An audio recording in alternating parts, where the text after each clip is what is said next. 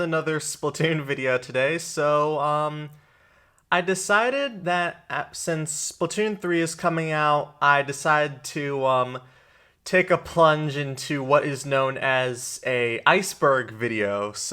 Okay, so I found this Iceberg video made by Rassicus, who attempts to explain all of the lore and tiny little intricacies in the entire history of Splatoon. I thought it'd be fun to kind of refresh myself on some of the lore for Splatoon 3, and who knows, there may be even things that I don't necessarily know about, and a lot of things that you may not know too. Definitely go give this content creator some love in the comments of their video, and leave a like on it. And also, if you guys do enjoy these Matt Reacts videos, definitely make sure to leave a like down below as well, and subscribe to the channel, and comment down below if you learned anything new from this, or if you're an absolute Giga Chad in Splatoon and know absolutely everything about it. But without further ado, we're just gonna get right into it. Again, I'm just gonna be reacting to this, because a lot of it I may not know that much about, so without further ado, let's get started. This is a around a 45 minute video.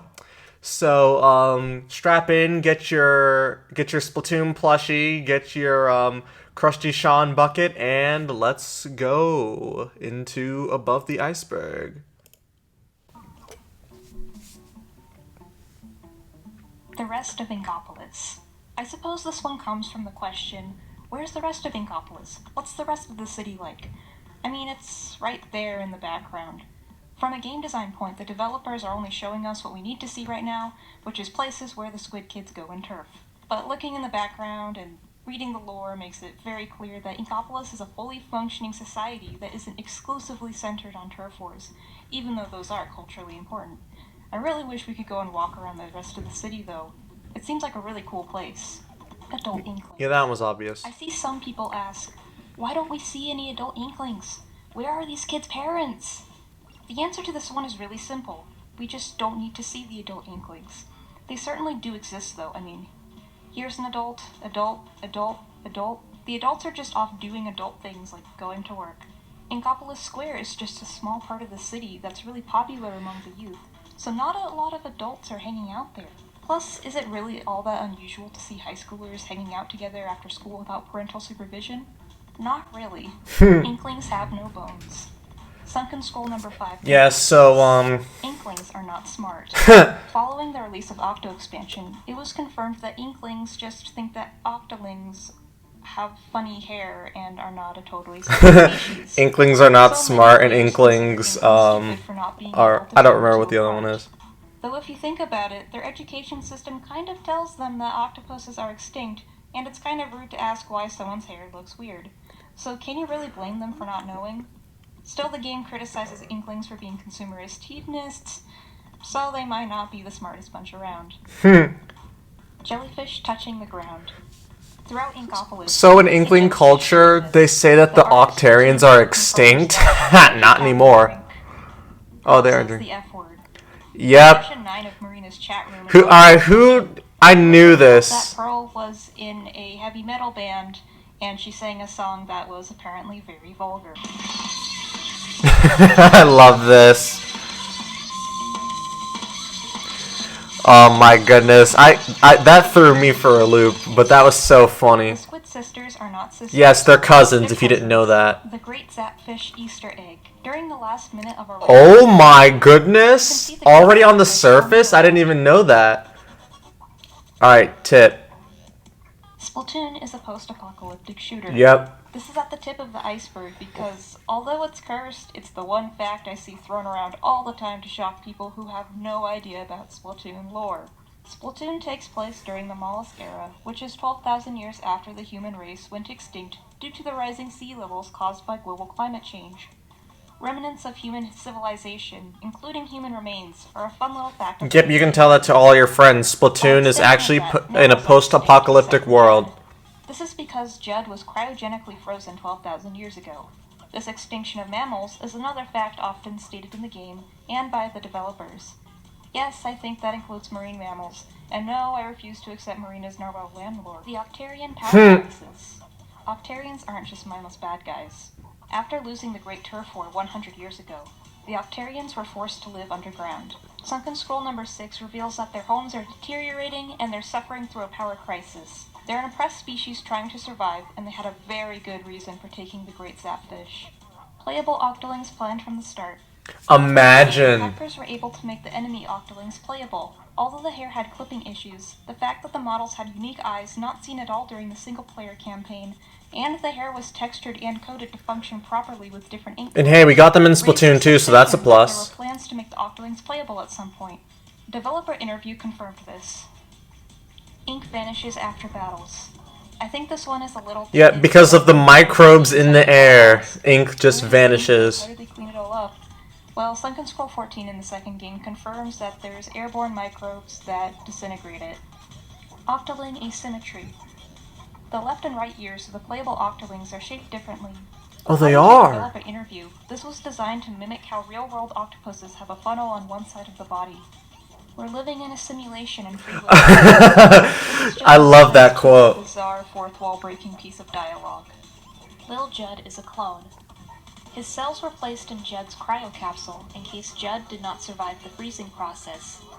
Lil Judd's cells multiplied after a janitor accidentally pulled the plug on the machine, leading to his birth.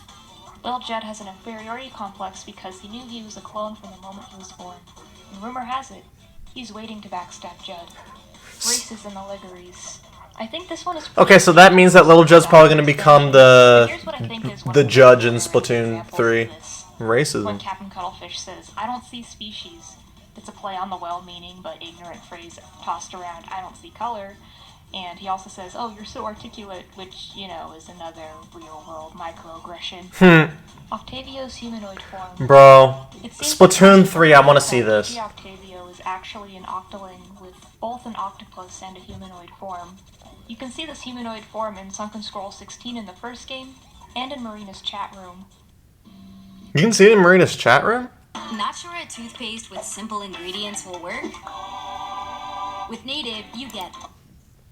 I didn't know you could see that in Marina's chat room. I'll have to look at that again. Salmonid Octarian Treaty.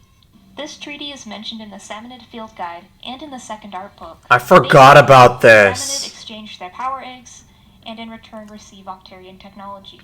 We can see evidence of this with how power eggs are scattered around the game's story mode, and in Salmon Run, the Griller uses the same tracking technology as the Flutters, the Gushers are the same, and Scrappers use Octarian shields.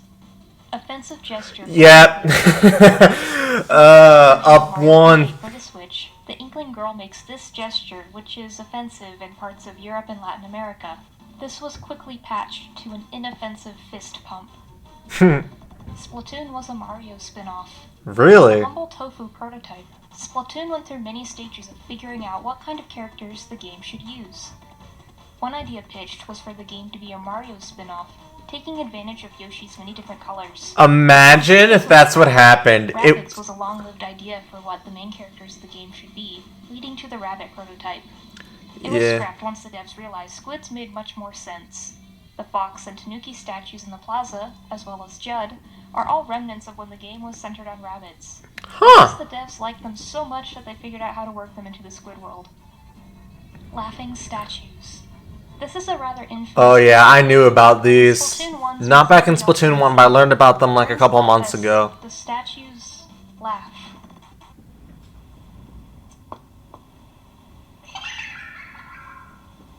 Creepy. Phones. This is an Easter egg that occurs at Inkblot Art Academy. I think of this as a less creepy spiritual successor to the laughing statues. Ooh.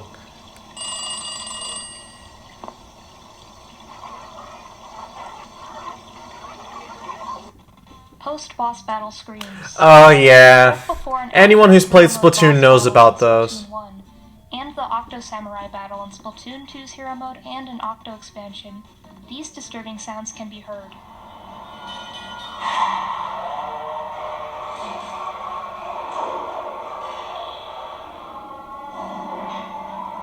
Anyone who's played Splatoon has heard about those. Tsubasa Sakaguchi was asked about this. Apparently, he had no idea it was in the game. Every Splatoon band member has lore. Yep. Nearly every single piece of so cool. Splatoon has a fictional band or musical artist attached to it, as well as album art to go with it. If there's a picture of the band member, there is lore for them. While the official Twitter and Tumblr has given us a little bit of information, Haikata Walker expands on this a lot more. Scrapped hairstyle concepts. Shown in the art books, there's a lot of hairstyles that never... Why didn't we get like half of these? Here's a few of them. Like, Octolings only have 2. Fried hair was pretty interesting. DJ Real Soul identity. DJ Real Soul is the musician behind the music that you hear in the shops. The identity of DJ Real Soul was never actually confirmed, but based on the possible shoe pun in the name and Sunken Scroll number 6 in Splatoon 2, DJ Real Soul is probably Bisque. Contact with aliens. Sunken Scroll 22 has a parody of the Voyager Golden Record and talks about how Inklings sent this disc into space in search of... See, people say Inklings are dumb, but yet they're at least able to go to space. Despite not being able to see it in-game, the skull bandana has a top half. This seemingly contradicts with the fact that Inklings don't have bones. The reason why this is fully textured is unknown. Fully modeled unreleased gear.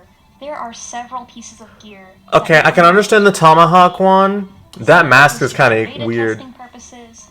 Some of it was redesigned and given different coloration, and some of it was completely scrapped. That Judd mask is cute though. An example of this is this Native American headdress, which likely would have stirred up some controversy. Yep. Another infamous one is the Nils mask, which is kind of creepy, but I wish we got it. There's also this Judd mask, which appears in the Grizzco manual but never made it in the final game. Splatoon 1's Octolite armor and boots seem to have been planned for release. I kind of wish we got the Octolite armor. For some reason, they never were released, so unfortunately we only have the goggles from that set. One that I find particularly bizarre is how the Tentacles helmet, a gear item from the first game, never made it into Splatoon 2. It was fully modeled and even... I mean, we have like 2 other football helmets, so that makes sense. But for some reason, it never got released into the game. Alright, Deep Waters. Captain Cuttlefish can't produce ink. In the art of Splatoon, it's mentioned that Inklings past the age of 50 begin to practice a ritual called sun drying in order to extend their lifespan. This explains why the captain is about 130 years old. The dialogue in Octo expansion confirms that Inklings lose their ink as they dry out. Sanitization creates zombies. In Octo expansion, sanitization causes a loss of free will, and Marina notes that sanitized Octarians don't have a pulse or signs of life. Oh, that's interesting. In a developer interview for the first anniversary of Splatoon 2, a very direct comparison to zombies is made. So does that mean that every single sanitized Octarian is like the test subjects before Agent 8? Moray Towers, left side. Starfish main stage, left side. Okay, so far so good. I see a pattern. It's like Japan. Arowana Mall, the right side. Albacore Hotel, also on the right. Sheldon in the Octavio boss fight cutscene drives on the right side as well, so I'm leaning towards the right side being correct. But yeah, inconsistencies. Active bear area. Oh yeah, anyone who's played on Arc Polaris, which is like the best Salmon Run map, knows about that. It's very obvious. Showing that's a remnant of the human era. What does it mean? Is it related to Mr. Grizz? Did a bear attack the humans that were here? Who knows? Hopefully the next game has answers. Mari's pet. In Octo Canyon, we can see that Mari has a pet in a cage. All we know about it is that Callie caught it and gave it to Mari. Oh, that's cute. Don't know what species it is. Seriously, what is it? 8-ball ranked mode. Oh my! Imagine if we got some sort of 8-ball ranked mode. I would hate that, and I would never play it. Pushing an 8-ball towards a goal on the opposing team's side. It seems pretty similar to Rainmaker to me. There's another ranked mode called Rocket, which basically involves shooting at a rocket, and the more damage it takes and the amount of times it's launched determines how far it goes to the other team's side. Also, the rocket drops a weapon called a rocket nozzle.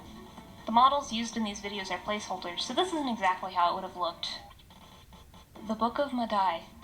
This is a cryptic religious prophecy from the Sunken Scroll 17 in the second game. When smoke rises from the 7 rings, the pink fish will emerge. Watch this happen in Splatoon 3. Of the land. The Book of Madai, Chapter 10, Verse 10. We have no idea what this means. Illegally modified weapons. From the appearance and how overpowered they are, I think it's pretty clear that the Grisco weapons are legally modified. That makes And sense. this message from Grisco Industries really hammers it in. But this isn't the only instance of weapon modification. In the second art book, there's a concept for an illegally modified E-liter. Inklings went to the moon. If you were to zoom in on the moon that appeared during some Splatfest in the second game, you can see there's this little squid-shaped thing. Oh my goodness. Octarian spies at Manta Maria. In the second art book, there's concept art for this boat intended to patrol the waters around Manta Maria. It's an Octoling spy boat disguised as a fishing boat. However, I checked the stage recently and I don't think this made it into the game itself. All I could see was the sailboats, the weird military-looking ship, and the jamstack boat. I even tried looking through the game footage from before the update that added the jamstack boat, and still nothing. Maybe it's in Salmon Run, but all I've seen in the background are the same-looking fishing boats. If you can find this exact boat in game, please let me know in the comments.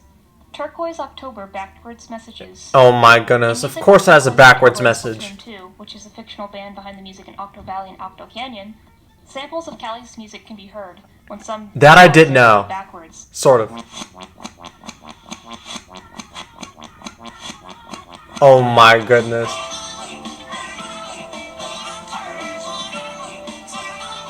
I knew I was hearing Callie's voice in some of the songs. Callie's brainwashing. DJ Sango. In Haikata Walker, it's mentioned that Agent 3 takes up rapping and becomes a DJ called Sango. There's some concept art throughout Haikata Walker that shows Agent 3 in this DJ outfit. But Imagine if he was. So I like to imagine that this is something that they start doing after the events of Octo Expansion. That'd be funny. Pearl was a member of Sashimori. Sashimori is one of the fictional bands behind the music. Oh, that rapping thing would explain why Captain Cuttlefish takes up rapping. A member of Sashimori.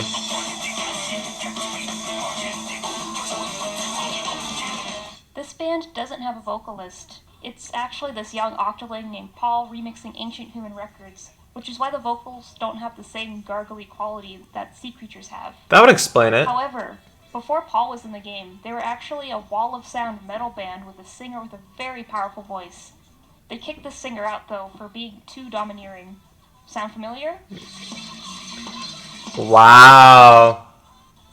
In an interview, Splatoon creator Hisashi Nogami was asked if Pearl was their old singer. He said to leave it to your imagination. I think that's a yes. The power core is a Zapfish egg. In 2 of the escape phases in Octo Expansion, we see this energy core which has the face of a I love all the Zapfish. band lore. Personally, I was a little bit confused about where this stood in the life cycle of a Zapfish because we do have this diagram in the Schellendorf Institute, and this thing doesn't match anything on there. I was kind of thinking that maybe it's filling in that question mark spot on the diagram. Well, Haikata Walker confirmed that the core is a Zapfish egg. Mating lures. On the armor in the first game, there's a squid fishing lure attached to it. In the first art book, it's further explained that this lure is a hip accessory designed to attract the opposite sex, and that it's an item almost everyone has in this world. Just an Wait, what? culture. Bro, so Inklings and Octolings have mating tools? Salmonid are not barbarians. Despite appearances, Salmonid are an intelligent species, as evidenced with their ability to trade with the Octarians, build and operate machinery, and produce complex music, among other things. They also have their own culture, and a seemingly high regard for the natural order of life and death. There's an interview which I translated that outlines their cultural attitudes in more detail, but I'm not going to go too into this because I already made another video about it. So if you're interested in obscure Salmonid lore, go watch that video. Inklings are cannibals. This is the wording everyone throws around, but it's really not that edgy or weird in the context of the story. Yeah, that doesn't sound right. Maybe. There's one interview with Nogami where he talks about what food Inklings eat, stating that they don't eat the meat of mammals since they're extinct, and also no milk for the same reason. He mentions that they eat veggies, birds, and fish, and that Inklings could eat squids, which is what led to the cannibalism comparisons. But these fish and squids exist in the same non-sentient form as they do in our world, and it's clear that although Inklings are squids, they've definitely evolved to be much different than their counterparts in the ocean. Relation-wise, it'd be more akin to us eating monkeys, except it's like the normal thing because fish normally eat each other anyways. Yeah. Shishan, he's feeding you his brother, and oh no, he's feeding you parts of his own body. Like, no, there's shrimp in the ocean. It's the same form as in real life. Tying into all that, Nogami also talks about how the food chain exists in the Splatoon world as it does in real life. Like, there's all these predatory fish species walking around on the surface. There's no good reason for all of them to suddenly become vegans for some weird moral reasons. Like, no, they're going to eat fish like they always have. And if we're throwing in morals, eating fish from the ocean would probably be the more morally okay way of doing that. However, exactly how the food chain functions in Splatoon is open to interpretation according to Nogami, and it seems like these darker interpretations are not entirely out of the question. In another interview, he says that in Japan, we think of squids and octopi as being maybe natural enemies is too strong, but they compete against each other. They use each other as food sometimes, and we've continued those thoughts as we made our world. The world he's talking about being the Splatoon world, of course. So maybe the sentient species can eat each other? More on that in a second. Maybe they can, but they choose not to. Salmon fillets can be seen in the stage Mako Mart. Because that makes sense, because they're always at odds with each other. Or at least not anymore, though. The relationship between inklings, salmonid, and jellyfish has not changed since before they evolved. And although inklings don't eat jellyfish, that's not limited to salmonid. So that does seem to imply that this is salmonid meat. Gen 83. This is just Marina's name when she was in the Octarian army. This raises some questions, like, what does Gen mean? 83rd generation of Octarians. It's that simple. The other 82 generations. I loved Octo Expansion, don't get me wrong, but my biggest critique is that it gave us this interesting new setting and gave us a very character-centered story that raised even more questions. Yeah, she's just part of the 83rd generation of Octarians. Octarian culture after all these years, and her name is Marina Ida. It's like Lake Biwa map. There's a brand that you can see throughout Splatoon 2 that has a map outline of something in its logo. It's actually Lake Biwa, which is a giant lake near the Kyoto prefecture where Nintendo's headquarters are. Something I don't think I've ever seen anyone else point out, though, is that the small Inkling language text underneath seems to read Shiga, which is the name of the prefecture that Lake Biwa is located in. Carla was a denizen of the deep. Carla is the scaly-foot gastropod basis for the band Sashimori. Apparently she's very silent and nothing is known about her past or even how old she is. Scaly-foot gastropods are a deep-sea species, and in some concept art in Haikata Walker, she was going to be someone you'd see on the Deep Sea Metro. Of course, this idea was scrapped and her design was reused to make her a band member. The jellyfish hive mind. they are in a hive mind. For one thing, they reproduce asexually, and we have this very bizarre piece of official art depicting this. But they're also all part of a hive mind. In an interview with Splatoon director Hisashi Nogami, he says that the jellyfish aren't really individuals. It's more like they're all parts of a larger organism. So even when you see them playing in the pool, or when you spot two jellyfish lovers hanging out by the poolside, it isn't that they're actually jellyfish in love, but more like they want to behave like or impersonate what it would be like if they were jellyfish lovers. Nogami also mentions the jellyfish that watch the Inklings battle. What if they are actually the sponsors behind these battles? Maybe they're the ones supporting the whole turf war industry. So jellyfish... Yeah, jellyfish, for whatever reason, have, like, no individuality.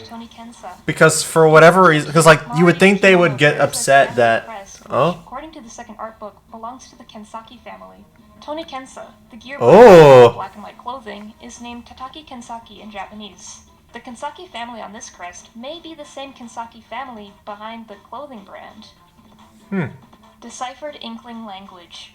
Some of the Inkling language... Alright, so I'm gonna pause this here about the, really quickly about the jellyfish, because it's interesting to think about that, because now we understand why they just seem to do everything and, like, they don't ask for anything. Is because they're all part of a hive mind and they just all do stuff just because that's their job and they have no other reason not to. I think that would honestly explain a lot. So, I've been learning a lot, even just on the surface.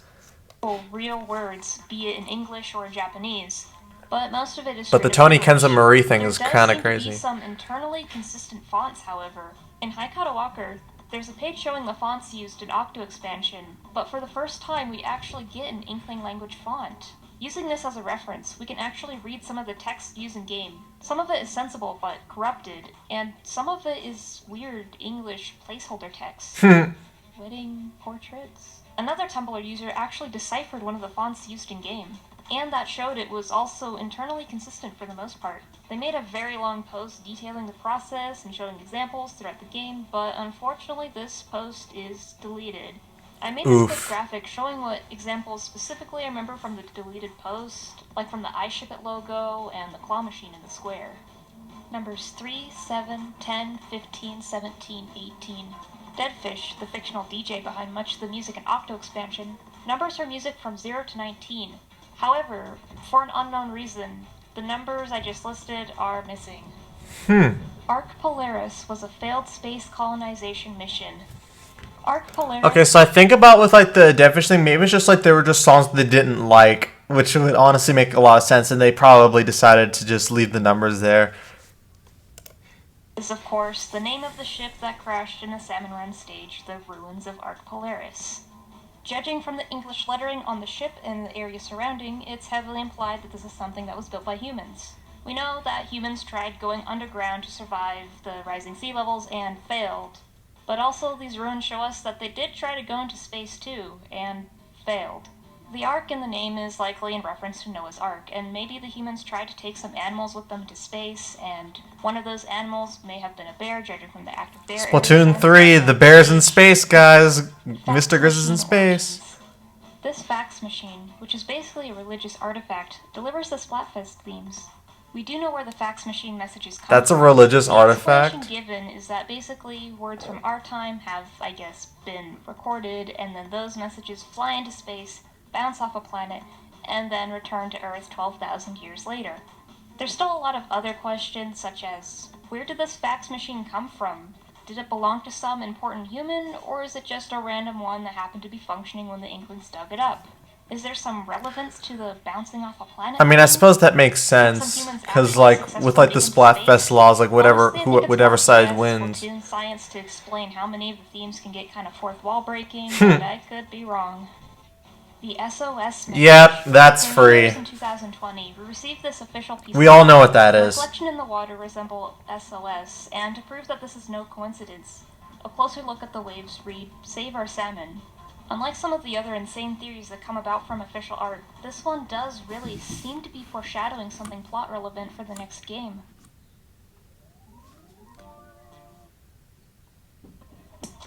Oh, this? This is the fun part. It's getting a little... Alright, bottom of the iceberg. Labor laws.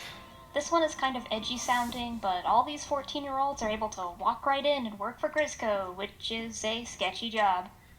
Also, the Octarian army employs child soldiers.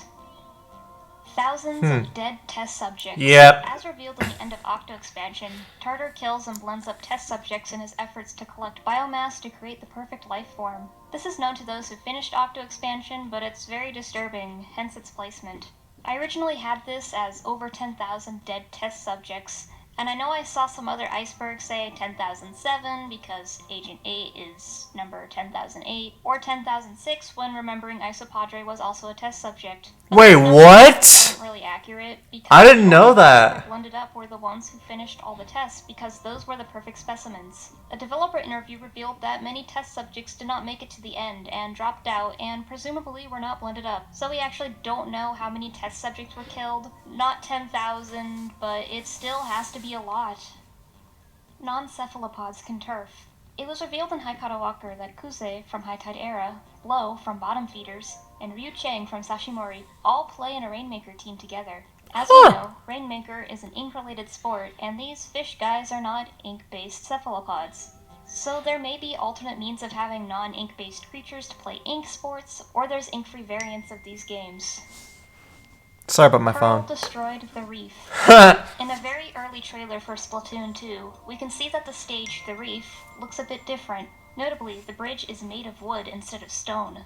In a developer interview, it is stated that Pearl's powerful infrastructure-damaging voice is the reason Sorry about why that. the bridge is now made of stone. Bruh. Unused Octarian Executioner. In an early Octarian trailer for the first Executioner? Splatoon game, we can see this odd-looking Octarian design that never made it into the final game. With the black hood, this design feels very reminiscent of an old-timey Executioner. The Professor. The Professor is a mysterious, long-dead human. Oh yeah, the is a professor. man who cryogenically froze Judd, alongside little Judd, ensuring his survival. The AI Commander Tartar also mentions that he was built by a professor, which led some people to theorize that the professor who froze Judd and the professor who built Tartar are the same guy. But there's actually no need to theorize this because this is a fact that was confirmed in a developer interview. One of the crate-busting stations in Octo Expansion involves breaking crates into the shape of Judd, which is supposed to hint at this. I don't think the professor is straight up evil or anything. This dude clearly liked his cat a lot. The professor created Tartar. I thought that was the case. Life form to not repeat the same mistakes of the human race. It was just Tartar's own loneliness which caused this programming to disregard those intents and become genocidal. I can't help but wonder if there's any other things in Splatoon that'll come up that was also created by this professor. Probably. Agent 8 actually dies. So during the escape phases in Octo Expansion, whenever you die, you notice that there's a lot more panic from Captain Cuttlefish and the like. Unlike the stations, there's no respawning. You actually die. A developer interview confirmed this, saying that when you die in the escape phases, the game goes back in time so you can redo it. Marina, Paul, and Deadfish are all connected. A passage in Haikatawaka directly acknowledges this connection. Rumors float about regarding the relationship between Deadfish, Sashimori's young octoling DJ Paul, and Marina from Off the Hook. First off, the same thing is drawn on the hats worn by Deadfish and Paul. Are they blood relatives, or do they just like the same brand? Also, Marina and Deadfish are both DJs, so it wouldn't be too surprising if they... That would make sense, because they probably are all octolings. Marina is friends with Paul, according to some Japanese dialogue from the Fam vs. Friends Splatfest. Are you ready to join something bigger than yourself? When you're about to enter the quote-unquote promised land in Octo Expansion, Tartar asks if you're ready to join something bigger than yourself. Some eagle-eyed fans noted that this piece of dialogue is weirdly similar to something Mr. Grizz says to you when you first try to get a job at Grizzco. Very suspicious. Mr. Grizz's identity... It's a bear, guys. It's totally a bear. Of course, unknown, as it'll probably have some more relevance in the next game. It is widely theorized Mr. Grizz is a bear because of his name and the fact that he talks through a bear statue radio, and with all the bear references in the ruins of Ark Polaris. Although there's all these signs pointing to this, personally, I really hope he's not an actual mammalian bear. I would just find that disappointing more than anything. It's the one thing that literally everyone is predicting, and I really want the devs to throw us a curveball in terms of Mr. Grizz's identity. I mean, this dude is trying so hard to keep himself a secret from the players. Why would he have his name and statue look just like him? Imagine if he was the professor the whole time and he was the only one who made it to space. For all we know, Mr. Grizz isn't even real. There's one dev interview that brings up that Mr. Grizz might not even be monitoring Salmon Run, and his voice is just a text-to-speech thing. And this leads to the possibility of Mr. Grizz being an AI, which would be thematically fitting with the "Are you ready to join something bigger than yourself" thing I just talked about. I have a few ideas about Mr. Grizz's identity, but nothing I feel super concrete about, just because, of course, I could be wrong. Personally, I like to think he's not even a real guy and just a company persona managed by some shady figures. As long as he's not a bear, I'll be happy. Alright, beneath the iceberg. World War V. What we're told in-game is that the rising sea levels from global warming is what caused the mass extinction of all mammals. But a comic in the back of the first art book reveals that it wasn't just gradual global warming alone. Apparently, humans had 5 world wars. Oh my goodness! These world wars, someone launched a nuke into the polar ice caps. Guys, Splatoon may be closer than we think. Labor strikes at Sturgeon Shipyard. In a description in the second art book for Sturgeon Shipyard, it's mentioned that the aging facilities have led to poor working conditions, which has led to frequent strikes. There's a few posters and a newspaper in-game that seems to reference this. Oh, never mind. Jellyfish do right. Okay. 20 different countries exist. Warabi, the octoling beatsmith from the band Despair, has a biography in Haikatawaka. It's mentioned that he has toured over 20 different countries in a single year. So yes, this is direct proof that there are many different countries in the Splatoon world. Giant doors in the Deep Sea Metro. In the Deep Sea Metro, we can see the those are kind of big. The door in Central Station, for example, is very large. I do remember seeing some people pointing this out when the game was released, and just how weird it is. There is a passage in Haikatawaka that explains this. Basically, the deep sea denizens have much bigger heads and bodies. Oh, that makes sense. So, the infrastructure has changed to accommodate them. The Amoses Schellendorf posters. Scattered throughout the deep-sea metro are these posters, which bear a heavy resemblance to Sheldon's grandpa, Moses Schellendorf. Oh, That he's so that still was around his in the deep-sea granddad. metro? Or is it just a cool art movement? Or are these posters not even of him and it's just some other old dude? Inkopolis Square crime rates.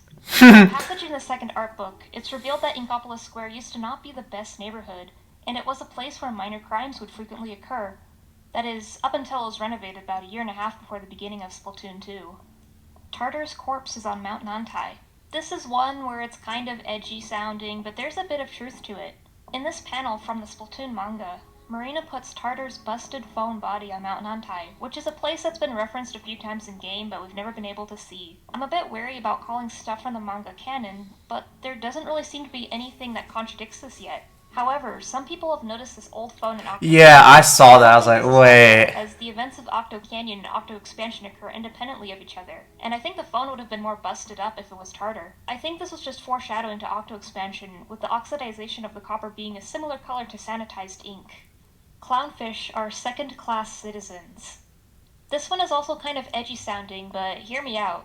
Paruko, who is the sea anemone girl from the band Chirpy Chips, has this black clownfish on her head. According to a passage in Haikara Walker, this clownfish is dying of neglect. This is a bit alarming, as we know that clownfish are sentient, with how Annie's clownfish like Mo. rude things to you in the first game. So are clownfish just treated like pets even though they're intelligent? What is going on here? Dead clam graffiti.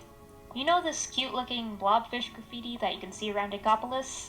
It is not a blobfish. It is a clam. And most of them are dead. In Haikara Walker, there's an interview with the fictional artist behind this piece of graffiti, as well as with another graffiti artist who drew intestines on everything during Splatoon. Remember that? I think this interview gives some really interesting insight on how Inkopolis culture has a different definition on what's appealing or cute. Like, for example, it's mentioned that in the Splatoon version of the Olympics, they had an endearing mascot, which was a parasitic nematode. This is probably one of the most obscure things on this iceberg in my opinion, because as far as I know, I'm the only one who translated this, and not a lot of people read it, because it is so long. So, I'll link it to you in the description if you want to read it. Interesting. Judd is an immortal telepath. Judd is weird. This is a cat that is 12,000 years old. The artist Splatoon 2 confirms that the professor injected Judd with an immortality serum. So yes, the Judd and those 2,000-year-old drawings in one of the sunken scrolls is the same cat and not a clone from several generations ago. It's also confirmed that he telepathically talks to the INKLINGS, which makes sense when you look at his dialogue in game. He just gives you a meow and then what he says in parentheses. Judd is also very wise. According to a comic telling his backstory in the first art book, his innate ability to judge how much a side is winning was used during the time of humans, by what looks to be some world leaders or military generals deciding where to launch some missiles. Alright, the darkest depths. Let's see. Unexplained geomagnetism. There's a few pieces of dialogue in Splatoon 2 that mentions mysterious magnetic fields which affect Inkling's ability to super jump and salmon run, it affects Pearl's phone, it distorts time and space, you know, stuff like that. The reason for this has not been explained at all. I actually made another video talking about this more in depth, so if you want to hear my theories about this, You guys can check that out. I'm not watching all this stuff. Tartar beta concept. This is something that's somewhat well known, but it sure is creepy. I don't know about this. God, look at that thing. Oh my goodness! Big eyes and teeth in the blender. Bro, if that's what Tartar looked like, Grinder. This would have been such a cool final boss. it would be. There's a few other concepts that are not quite as scary, but they are pretty cool too. Nil statue digestive system. You know how all the escape phases in Octo Expansion are named after internal organs? Want to see how that looks on the outside? Yay. I think a more accurate way of describing what I had in mind for this point would be nil statue exposed internal organs. I'll talk more about the digestive system thing in a bit though. Fun fact though, the Japanese names actually tell the functions of the different areas. The coccyx phase is a prison. The Vili stage is a control zone. The belly phase is the disinfection site. The intestinal phase is called the hormone corridor. The diaphragm phase is the control tower. The peristalsis phase is called the flow passage. And the spinal phase is called the spinal central hole. The Kamaboko logo is Oh, so it's pronounced Kamaba. poop. Oh my goodness. This is why a called the image in the previous point the digestive system. The caption on the previous piece kinda translates to an image showing how the internal structure of the human body has been applied to that of the Nil statue. While looking at the statue, we can't help but wonder, are we just something that gets digested through its body? The rumor that the Nils logo represents a stylish turd suddenly has some truth to it. Some handwritten text nearby reads, "Then digest everything and knead it well, and I'll turn into one thing," with an arrow pointing to the turd. The phrase I translated to stylish turd was kakoi unko, so if you speak Japanese, take that as you will. Great turf war weapons of mass destruction. This came from a point on a different iceberg that I saw that was instead about Octarian weapons of mass destruction, Yeah. which I assumed was an edgy reference to the Great Octa weapons and how those were made for war. But I didn't think that was obscure bottom of the iceberg worthy. So I expanded this to include what the Inklings have created. In a comic in the back of the first art book, we actually get this rough depiction of the Great Turf War. We can see this funny little Octarian aircraft carpet bombing whatever's below, but we also get these very cryptic, massive squid things imposed over Bro, what are those? which gives off a very War of the Worlds feeling. I'm quite sure these are supposed to be Inkling weapons of mass destruction. These aren't the only examples I have, though. In the Splatoon manga, there's a legendary splatter shot designed by a Moses Schellendorf, which is capable of blasting a hole in the side of a mountain. Oh my Although it's goodness. from the manga, which I'm a little iffy about. Bro, canon I really need to get more of the manga. It does appear it was designed by one of Splatoon's concept artists, so I thought it was worth mentioning this. 247 siblings. In Haikata Walker, it's mentioned that Nishida, the herring guitarist for High Tide Era, is the youngest of 247 siblings. This is at the very bottom of the iceberg because of its implications and the questions it raises. Herrings in real life can lay tens of thousands of eggs, so that shows that the sentient fish creatures in Splatoon have similar reproductive strategies as their counterparts in the ocean. Huh. Real-world fish tend to just lay their eggs, abandon the children, and hope those children don't get eaten. But surely Inkopolis society is a bit more different than that, right? Like, there has to be laws regulating this. Are these two parents watching over all these children? Like, there's no way two parents can watch over all these kids. Like, this would have to be a community effort, so there isn't child neglect going on. Like, are the streets of Inkopolis filled with unsupervised tiny fish children? Is this what Nogami was talking about with the food chain situation? Like, were some of these children eaten? Was there many more eggs? I mean, we don't even see half these species. We only just see inklings, octolings, and salmonids and jellyfish. We don't see any of these others around. Okay, I'm starting to get into baseless theory territory, but I do have a theory surrounding this and how it could be regulated. Maybe I should make another video about it, but still, what the fuck? Deep sea rave missing persons. In Haikata Walker, details are given about a giant rave that was held in the deep sea. During this event, DJ Sango and Marina had an 8-hour-long rap battle. Pearl and Captain Cuttlefish also had a rap battle, and it was filled with unairable, unprintable language. The event was attended by 60 billion? Yes, 60 billion. The number used isn't even a real number. When people use this number in Japanese, apparently they usually mean a billion. It's maybe an exaggeration, but if 240... Bro, I did not know Agent 3, Marina, and then Pearl and Cuttlefish did a 8-hour-long rap battle over billions of people. That's really cool to see. That's really cool. Wow, thank you if you watched all of this. Really? So that's it? Okay. Placement of weird... You know, I learned a lot. I think out of all of them, the things that I learned the most are probably about a lot of the bands. So, let me know what you guys thought in the comments. Let me know if you guys learned anything interesting and what you guys theorize for some of the answers here. I know this video is going to be a little bit longer. I thought about cutting it into 2 parts, but I was like, no, I'll just do the whole thing and upload it as one video. So again, hopefully you guys enjoyed this Matt Reacts video. If you guys did, definitely make sure to leave a like down below and subscribe to the channel. I have the link to this video in the description, so you can go check out Rassicus over here.